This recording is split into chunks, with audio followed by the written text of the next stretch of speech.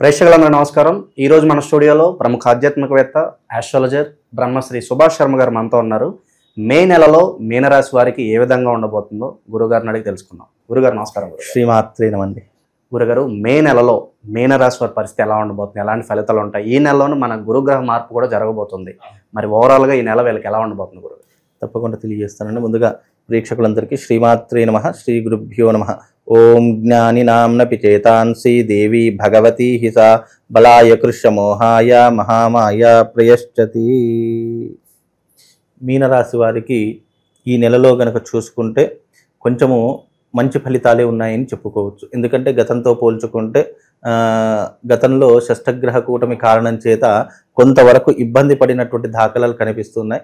కనుక ఈ మే నెలలో గనక చూసుకుంటే కొంతవరకు ఉపశమనం కలిగేటటువంటి లక్షణాలు ఎక్కువగా కనిపిస్తున్నాయి.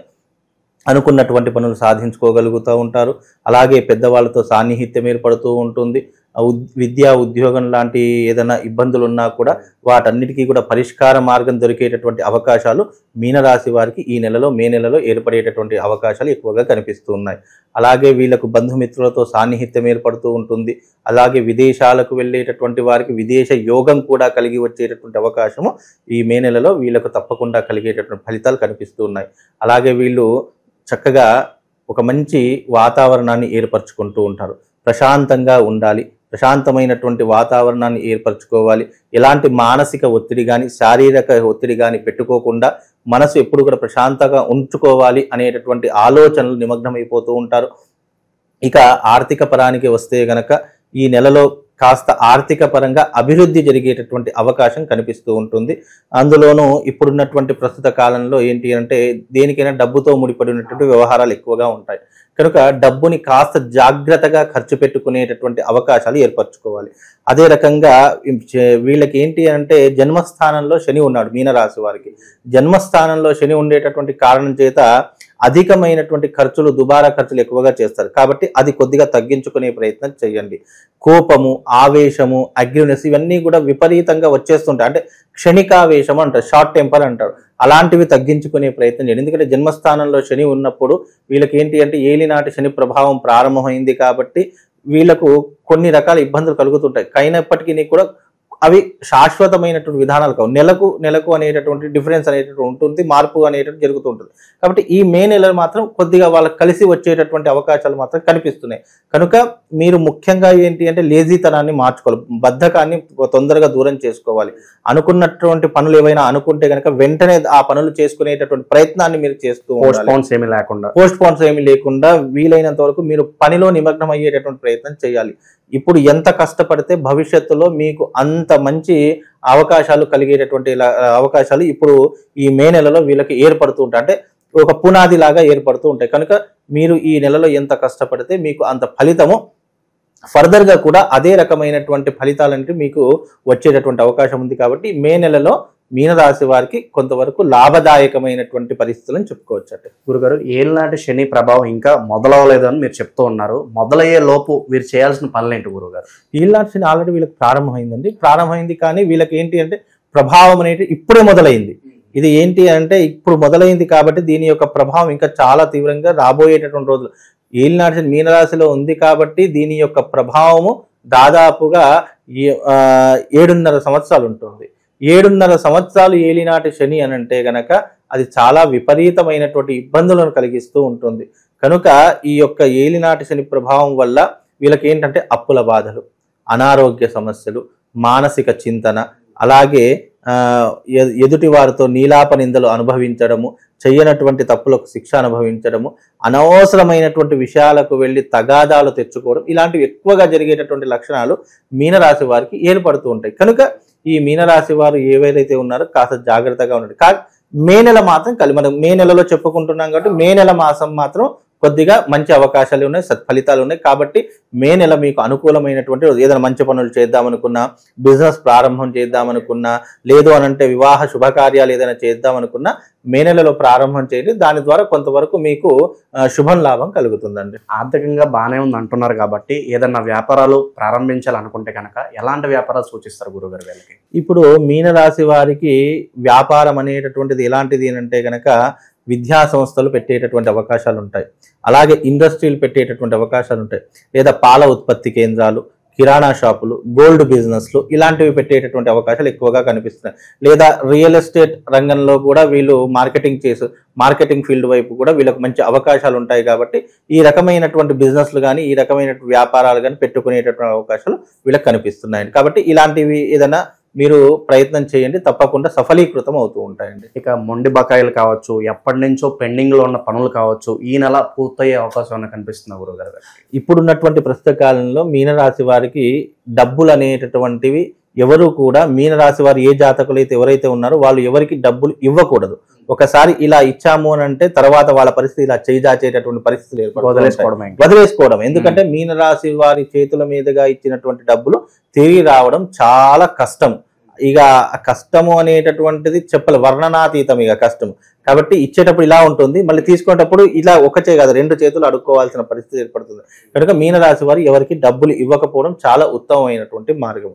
డబ్బులు ఇవ్వకూడదు, అనవసరమైనటువంటి కోర్టు కేసులు కానీ పోలీస్ స్టేషన్ వ్యవహారాదుల్లో కానీ అస్సలు తలదూర్చకూడదు. ఒకవేళ మీరు గనక అరే మనవాడే కదా అని మనం షూరిటీలు కూడా అస్సలు పెట్టకూడదు. ఎందుకంటే మీనరాశి వారు షూరిటీలు పెట్టారనుకోండి, పెట్టిన వాళ్ళు తీసుకున్న వాళ్ళు అందరూ బాగానే ఉంటారు, కానీ ఈ పెట్టినటువంటి వాడికి మాత్రము ఇక తల మీద శని కూర్చున్నట్టే. ఇక ఏ పని చేయనివ్వదు, ఎక్కడికి పోనివ్వదు. వాడు తీసుకున్నవాడు బాగానే ఉంటాడు, ఇచ్చినవాడు బాగుంటాడు, ఈ మధ్యలో షూరిటీ పెట్టినటువంటి వాడు తలకిందులైపోతూ ఉంటాడు. కనుక అలాంటివి చేయకుండా ఉంటే చాలా అద్భుతంగా ఉంటుంది. ఇలాంటి కొన్ని నియమాలు, ఎందుకంటే జాతకం బాగా లేకపోతే అరటిపండు తిన్న పన్ను ఇరుగుతుంది అని ఒక శాస్త్రం ఉంది. కాబట్టి ఇలాంటివి ఏమవుతుందంటే మన అదృష్టం బాగా లేనప్పుడు, మన దారిద్ర్యం ఎక్కువగా ఉన్నప్పుడు మనం కొన్ని విషయాలు పట్టించుకోకూడదు. కొన్ని విషయాలు పట్టించుకోకుండా పోతే మన అదృష్టం మన వెంటే ఉంటుంది, ఎంతో కొంత మనము బయటపడేటటువంటి అవకాశాలు ఏర్పడుతుంటాయి. కాబట్టి మీనరాశి వారికి మే నెల కొంచెం బాగానే ఉంటుంది, ఇబ్బంది ఏం లేదు, భయపడాల్సిన పని ఏం లేదు. కాకపోతే రాబోయేటటువంటి రోజుల్లో మాత్రము జన్మస్థానంలో శని ఉన్నాడు కాబట్టి ఇలాంటివి నేను చెప్పినటువంటి కొన్ని షూరిటీలు లాంటివి కానీ డబ్బు విషయంలో కానీ అస్సలు కలగజేసుకోకుండా వీలైనంత వరకు కొద్దిగా స్థిమితంగా ఉండేటటువంటి ప్రయత్నం చేసుకుంటే అన్ని రకాలుగా బాగుంటుంది. విదేశాలకు వెళ్ళేటటువంటి వారు చక్కగా విదేశాలకు వెళ్ళేటటువంటి ప్రయత్నం చేసుకోండి. ఎందుకంటే ఇప్పుడు మీనరాశి వారు విదేశాల్లోనే వాళ్ళకి స్థిరత్వం అనేటటువంటి ఏర్పడుతుంది. ఇప్పుడు వెళ్తే వాళ్ళకి కలిసి వస్తుంది అంటారు? తప్పకుండా 100% కలిసి వస్తుంది. కాబట్టి విదేశాలకు వెళ్ళే ప్రయత్నం చేయండి. విదేశాల్లో ఏదైనా ఉద్యోగ ప్రయత్నాలు చేసుకోండి, లేదా డబ్బు సంపాదించే ఏదైనా వ్యాపారం బిజినెస్ లాంటివి చేసుకోండి, మార్కెటింగ్ ఫీల్డ్ లాంటివి ఇక్కడ మన దేశంలో కాకుండా విదేశాలకు వెళ్ళి చేసుకుంటే కొంతవరకు బెటర్ పొజిషన్. ఎందుకంటే మన దగ్గర సంపాదించే దానికంటే విదేశాల్లో కొంచెం వాళ్ళకి సంపాదన ఎక్కువ ఉండేటటువంటి అవకాశం ఉంటుంది. కాకపోతే మన దేశంలో ఎందుకంటే మనది కర్మభూమి, వేదభూమి, మనకు కర్మ అనేటటువంటి మన భూమి తొందరగా పట్టేస్తుంది, దాని యొక్క ప్రాయశ్చిత్తం అనుభవించేలా చేస్తుంది. కానీ పరాయి దేశంలో అలా ఉండదు, ఎందుకంటే కర్మ ఫలితం తక్కువగా ఉండేటటువంటి అవకాశం ఉంటుంది. కనుక ఇక్కడ నుంచి ఈ శని వెళ్ళిపోయేంత వరకు వేరే దేశంలో ఉంటే గనక వాళ్ళకు ఆర్థిక పరంగా కానీ ఆరోగ్యపరంగా కానీ కొంచెం బాగుండేటటువంటి అవకాశాలు ఎక్కువగా ఉంటాయి. సో ఈ శని ఫలితం ఏదైతే ఉందో దేశం మారితే దాని ప్రభావం అనేది ఖచ్చితంగా తగ్గుతుంది అంటారు? 100% తగ్గుతుందండి. దేశం మారితే 100%. ఎందుకంటే మీరు ఎప్పుడైనా గమనించండి, మనది భారత భూమి అనేటటువంటిది వేద భూమి, అలాగే కర్మ భూమి అని కూడా పిలుస్తూ ఉంటాము. కానీ ఇతర దేశాలు భోగ భూములు, అవన్నీ కూడా భోగాన్ని ఇచ్చేటటువంటి భూములు. మనదొక్కటే కర్మభూమి.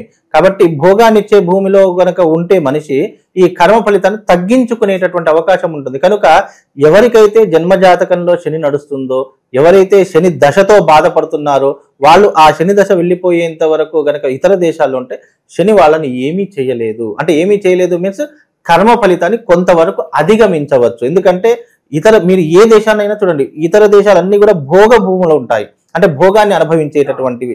మన ఒక భారతదేశం మాత్రమే కర్మభూమి. కర్మభూమి అంటే ఏంటి? కర్మను అనుభవించేలా చేస్తూ ఉంటాయి. ఇప్పుడు ఉదాహరణకు ఇక్కడ తప్పు చేశాడు అనుకోండి, వేరే దేశాలకు వెళ్ళి దాక్కుంటున్నారు చాలా మంది, అంటే వాళ్ళకి సేఫ్ గా ఉంటున్నారు కదా. అలాగే అంటే ఒక ఎగ్జాంపుల్ గా చెప్తున్నా, అలాగే మనకు శని దశ ప్రారంభమైంది, మనకు అనేక కష్టాలు వస్తున్నాయంటే కొంతవరకు ఆ కష్టాలను అధిగమించడానికి ఇతర దేశాలకు వెళ్ళి పని చేసుకుంటావా, ఉద్యోగం చేసుకుంటావా, ఇంకేం చేసుకుంటావా, కొంతవరకు అక్కడ ఉంటే శని ప్రభావం తగ్గుతుంది. ఇక్కడ ఉన్నామనుకోండి, ఫ్రెండ్స్ ఉంటారు, పార్టీలు ఉంటాయి, రాత్రులపో తిరుగుడు ఉంటాయి, లేదా ఇతర కేసుల్లో ఇరుక్కోవచ్చు. వేరే దేశంలో అట్లా ఉండదు. నువ్వు పని చేస్తున్నావా, సంపాదిస్తున్నావా, తింటున్నావా, మళ్ళీ పని చేస్తున్నావా, ఇలా రకరకాలుగా ఉంటుంది. కాబట్టి వేరే దేశం అనేది భోగభూమి. కాబట్టి శని దశ నడుస్తున్నటువంటి వాళ్ళు శని వెళ్ళిపోయేంత వరకు వేరే దేశంలోకి వెళ్ళి తలదాచుకునే ప్రయత్నం చేయండి. అక్కడికి వెళ్ళి పని చేసుకోండి, అక్కడ నుంచి డబ్బులు పంపించే ప్రయత్నం చేయండి. అన్ని రకాలుగా బాగుంటుంది అని దీని యొక్క ఉద్దేశం. ఇది అందరికి ఒకేలా ఉంటుందా గురుగారు, లేదంటే ఎవరు వారి వ్యక్తిగత జాతకం బట్టి ఏమన్నా మారచ్చు? ఇది యూనివర్సల్. ఎవరికైతే శని బాగా లేదో వాళ్ళకు మంచి ఉపాయం ఏంటి అని అంటే, వేరే దేశానికి వెళ్ళి కొన్ని రోజులు జీవించే ప్రయత్నం చేయండి, లేదా కొన్ని రోజులు డబ్బు సంపాదించే ప్రయత్నం చేసుకోండి, లేదా అక్కడికి వెళ్ళి ఉద్యోగ ప్రయత్నాలు, ఉద్యోగం లాంటివి కానీ వెతుక్కుని ప్రయత్నం చేయండి. మళ్ళీ మీ జాతకంలో శని వెళ్ళిపోయిందా, మళ్ళీ మన దేశానికి వచ్చి హ్యాపీగా బతికేటటువంటి పని చేసుకోండి. ఇది ఏంటి అంటే కనుక ఇది శాస్త్రంలో ఉన్నటువంటి మాట, అందులోనూ మా గురువు గారు చెప్పినటువంటి మాట.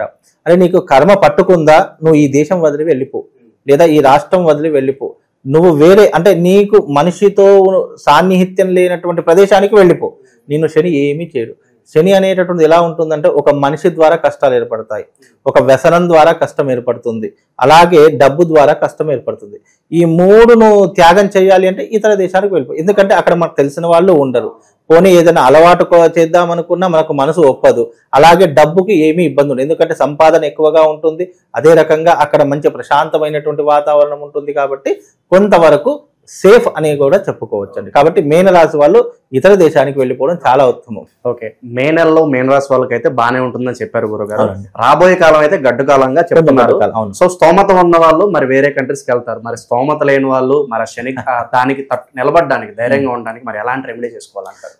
మీనరాశి వారికి ఒక మంచి సజెషన్ ఏంటి అంటే, కరంగలి మాలను ధరించుకోండి. శని కొద్దిగా, ఎందుకంటే కరంగలి మాల నెగిటివ్ ఇంపాక్ట్ ని దూరం చేస్తుంది. అలాగే ప్రతి శనివారం రోజున క్రమం తప్పకుండా ఆంజనేయ స్వామి ఆలయానికి వెళ్ళి 11 ప్రదక్షిణలు చేసి ప్రతి శనివారము తమలపాకుల మాల 108 తమలపాకులు తీసుకోండి.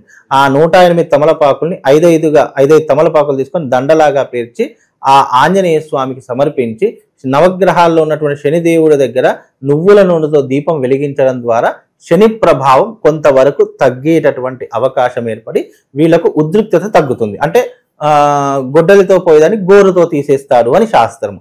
అలా కాబట్టి భగవత్ ఆరాధన మనం ఎంత ఎక్కువగా చేసుకుంటే మనకు వచ్చేటటువంటి ఏదైతే ఇబ్బందులు ఉన్నాయో అవి కొంతవరకు తగ్గేటటువంటి అవకాశం ఉంటుంది. కాబట్టి ఈ పరిహారం చేసుకుంటే బాగుంటుంది.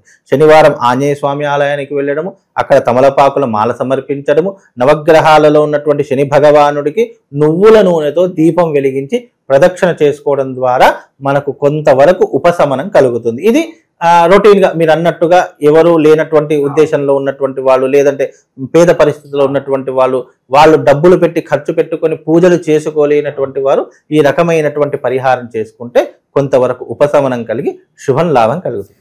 మే నెలలో మీనరాశి వాళ్ళకి ఏ విధంగా ఉంటుంది, అలాగే రాబోయే గడ్డు కాలానికి సంబంధించి వీళ్ళు ఎప్పటి నుంచి ఎలాంటి రెమెడీస్ చేసుకోవాలో చాలా బాగా వివరించారు గురుగారు. ధన్యవాదాలు. శ్రీమాన్.